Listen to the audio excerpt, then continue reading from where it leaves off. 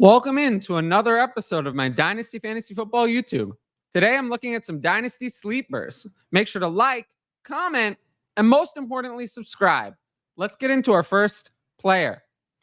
Jalen McMillan. So I love McMillan coming into the NFL. Unfortunately, at Washington, he was a little bit overshadowed by, of course, Rome Odunze and Jalen Polk. But in 2022, it's important to note, in 13 games, McMillan had 79 catches, 1,098 yards, and 9 touchdowns. More receptions and touchdowns than Odunze did in 2022. And he way outproduced Polk. But in 2023, there were some injury problems. He dealt with an MCL sprain throughout the season, limiting his output. But when he was 100%, he still showed out. But he only had 45 catches, 559 yards, and 5 touchdowns. So he kind of fell behind, obviously, Odunze and also Polk in this year's NFL draft process. Now, why do I have Jalen McMillan as a dynasty sleeper? First of all, I think if you're really paying attention, you've heard that he's had a really good preseason. But if you're not paying that much attention, we know the Bucs have Mike Evans and Chris Godwin. Those are their two main receivers. Probably not hearing too much about Jalen McMillan. He was lost kind of in a loaded wide receiver class. There were many wide receivers in this class. He was not anyone's first choice. And he's a clear starter for the Bucs. Very clear. So let's take a look at a few things. McMillan had an 80.9 PFF receiving grade in the preseason, 8th among wide receivers. Now, is PFF receiving grade the be-all, end-all? No. But it's better to look good than bad. So I think that's something interesting. Second, the Bucs played essentially exclusive 11 personnel in the preseason. And they have Chris Godwin in the slot, and McMillan is the other outside wide receiver opposite Mike Evans. That is what they are doing. That is their plan. I'm not saying that McMillan's going to outproduce Evans or Godwin. That's not going to happen. But Evans is 31. Godwin is 28 and a free agent after this year. If McMillan flashes, he has a path to become a top 2 wide receiver on this team by next year. He is a talented player. He was a good prospect. So, how do you acquire such a player? Typically, it's tough to buy players like this directly because people know what you're doing. It's a little transparent. In this value range, it's more about package trading. I will say with McMillan in the Dynasty Daddy trade database, it seems easier than normal. There were many versions of buying Jalen McMillan for a 25 third. I would easily pay a 25 third for McMillan. I saw another one, buy Jalen McMillan for Chuba Hubbard. Okay. I mean, Hubbard could have an early season window, but in Dynasty, I would rather have McMillan. And then here's our package trade example. Buy Jalen McMillan and 25 first for Christian Kirk and David Montgomery. I love getting the first for Kirk and Montgomery, but getting McMillan on top makes it even better. It's an extra added bonus. And those bonuses can add up over time and really improve your Dynasty team. So of the 3 trades, I think this is the one that excites me the most in a way to acquire Jalen McMillan. Now, our next player, Cam Akers. Now, Akers has had such a mixed career. I'm not going to go through, and I think this is something I'm going to change. I'm not going to go through everything that he's done in his career. We know he's had success at times. We know he's also suffered from some inefficiency. Plus, there's also the 2 torn Achilles, one before the 2021 season and the other during the 2023 season. Each Achilles torn once. But even before the second torn Achilles, Akers didn't look good in 2023. In 6 games, he had 60 carries for 167 yards and 2 touchdowns, 2.8 yards a carry, and 11 catches for 70 yards. He didn't look good on the Rams. He didn't look good after he was traded to the Vikings. He just didn't look good. Now, as wild as this is to believe, he suddenly does look good. It's almost as if he looks better than before he tore the Achilles the second time. Very strange, but that's the reality. There's weak competition for the RB2 job on the Texans depth chart. We know Dameon Pierce, not so loved. And then the Texans offense is really strong, so that helps. Somehow, Akers is only 25 years old. That's wild to me, but it's true. I find it hard to believe that he can really return to form, but he has looked great in the preseason so far. And last year, the Texans benched Dameon Pierce for Devin Singletary. And we know that anyone who sees touches in the Texans offense can be extremely fantasy relevant. Last year, once they made Singletary the starter, he averaged 16.7 carries, 71.5 yards, and 2.3 catches and 15.1 yards. So about 87 yards a game with 2.3 catches after he was the starter. So there was really good volume. And I'm not saying that Akers is going to displace Joe Mixon. I'm not saying that. What I'm saying is that Akers could displace Dameon Pierce as the backup and become a handcuff where if there is an injury to Joe Mixon, then Akers could step in and have some fantasy relevance, just as Singletary, who is a nice player, but nothing special, did last year. Now, how do we acquire someone like Cam Akers? Akers is even tougher to acquire than McMillan, partially because I don't want to pay a third-round pick for Akers. I think that's still too much. And a fourth-round pick isn't going to get him. So there were two trades that I saw that I thought were interesting. Trade number one, you get Cam Akers in a 25-second for Roschon Johnson in a 25-third. The best thing here is the second. But again, you're using Akers as a throw-in.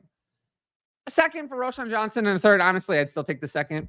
But you're also getting Akers. That makes it even better. And then another one, you could buy Cam Akers for Jalen Hyatt. As much as I've liked how there's been some hype about Jalen Hyatt, I find it hard to believe that anyone other than Malik Neighbors is going to do anything in the Giants offense. And we know that at the end of our dynasty benches, we want running backs, not wide receivers. So those are some ways you could acquire Cam Akers. Now, if you like my YouTube content, you should sign up for the Patreon. You get my rankings, access to the Discord, and the ability to ask in advance questions for the YouTube videos. Tiers begin at just $6 a month and include all of that. Redraft and start sit content will only be on the Patreon. I will be sticking to doing Dynasty content on this YouTube channel. If you want to know more about the Patreon, check out my Why You Should Join the Patreon video, which is on the channel front page if you scroll down. I will be doing another one focusing on start sit that will probably be dropping on Monday, I think. I really appreciate everyone who signed up and any new patrons who join. It really helps support my independent content. But with that said, let's get into our next player. So now we're moving into Tucker Kraft. Now, Kraft's 2023 stats aren't particularly impressive. He had 31 catches, 355 yards, 2 touchdowns on just 40 targets. But everything changed when Luke Musgrave went down before week 12. Over the final 7 games, Kraft averaged 3.7 catches and 44.6 yards a game with 2 touchdowns. And he was playing 85, 90, 95% snap shares. Now, why do I have Tucker Kraft as a dynasty sleeper? He was impressive over a small sample size last year, and he fell off the radar because of his injury this summer. Kraft and Musgrave were both rookies last year. I like Musgrave a little bit better as a prospect, but I thought Kraft was also a good prospect. But last year, only Kraft played a workhorse snap share. Musgrave never did. Now, Kraft had an injury over the summer, as I said, pec injury. It took him off redraft boards and out of dynasty managers' minds. I think people have just gone back to their original opinion that Luke Musgrave is clearly the starter and Tucker Kraft is the backup. That might be the case. I'm not so sure. I think we're going to see week 1 exactly what happens, but I think it's going to be much closer to 50-50 than people who are totally on the Luke Musgrave side want. And they don't see this as the battle that it is. And I think it really is a battle. Just because someone was drafted higher doesn't mean that they're going to hold on to the job forever, especially when the other player also has day 2 draft capital like Kraft does. Now, Kraft is going for pennies on the dollar in dynasty leagues. The 2 trades that I picked out from the Dynasty Daddy trade database, you can buy Tucker Kraft for 25 fourth. I would definitely do that. I think his talent is way above that. Or you could buy Tucker Kraft for Eric Gray. I mean, Eric Gray is the RB3 on the Giants. Maybe. I'm not interested in Eric Gray. So if I could get Tucker Kraft for either of these offers, I would absolutely do it. Now, I'm going to cover some NFL news, so let's jump into that now. Brandon Aiyuk signed a contract extension with the 49ers. I did a short on this as well. It's up on the channel. But to go into more detail, Aiyuk signed a 4-year, $120 million contract with $76 million guaranteed. It runs through 2028, and it's a front-loaded deal with $47 million paid by April 2025. Deebo Samuel is likely in his last year playing for the 49ers. They can save $9 million by trading him next offseason, and I fully expect them to do so because 2025 is Brock Purdy's last year of his rookie deal. There's no way they're going to be able to outlay money for Deebo in 2026 and beyond. That's not going to happen. And they have already Ricky Pearsall is a first-round pick. Juwan Jennings is under contract through 2025. And Jacob Cowing. They have those three guys as depth behind Brandon Aiyuk, all locked in for 2025. So there's just no way that they're also going to keep Deebo Samuel. He will be traded. I think they'll probably have another day 2 draft pick to kind of fill out the room. But what does that mean? For me, it means that Ricky Pearsall is a dynasty buy. When the 2024 NFL draft occurred and Ricky Pearsall was drafted in the first round, at that time, I thought Aiyuk would sign an extension and Deebo would be traded in 2025. Now we're back there. But I feel like people are disappointed that the Aiyuk saga didn't result in Aiyuk being gone and leaving an opportunity for Pearsall. Pearsall's also struggled with injuries, further depressing his value. But a first-round pick's going to get a shot sometime. I'd still pay any 2025 second for Pearsall without a second thought. And lastly, this is not really that interesting, but Tyler Huntley signed with the Ravens. Not a big deal, but I think he'll be the backup to Lamar Jackson. Josh Johnson is not it. And he was fantasy relevant in 5 games in 2021 in place of Jackson.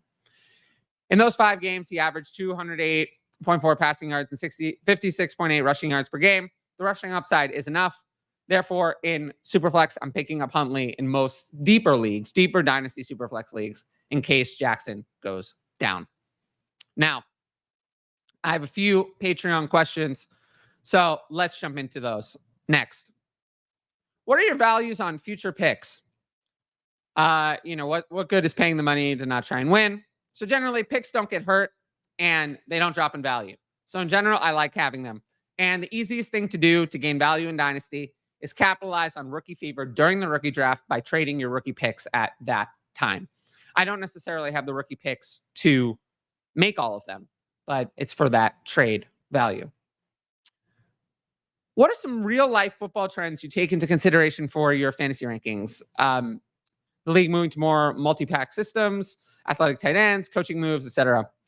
Well, the big one is the lack of workhorse running backs. Unless a team has a Christian McCaffrey type, they aren't going to use one. And even in my time playing fantasy, that's changed. I've been playing since like 2009. Back then, teams leaned on one workhorse running back unless they didn't have one. But most teams still wanted to use one workhorse. Now, teams do not want to use one workhorse unless they absolutely have to. They want to split the work. That is just a part of the game now, which means that the few workhorse running backs there are even more valuable. And we have to have different expectations for the rest of running backs.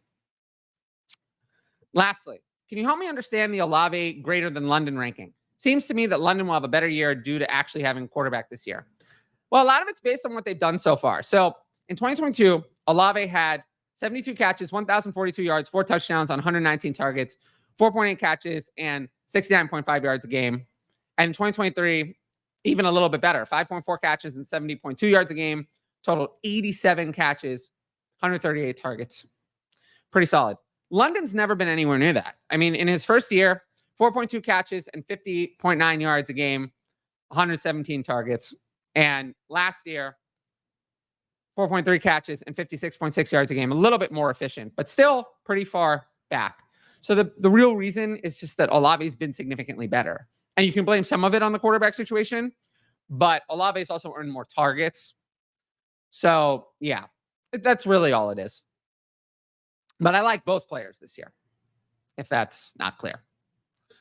Now, if you like the video, make sure to drop a like and leave a comment with your thoughts. As always, the best way to support the channel is to subscribe. And don't forget to hit that notifications bell so you can be notified about all my exciting content as it drops. Of course, if you want my best fantasy football advice, it's available on the Patreon. Dynasty Redraft starts it and more, and you can sign up at the link at the top right corner. Every sign up helps support my independent content. But once again, thanks for watching, and I'll see you all later.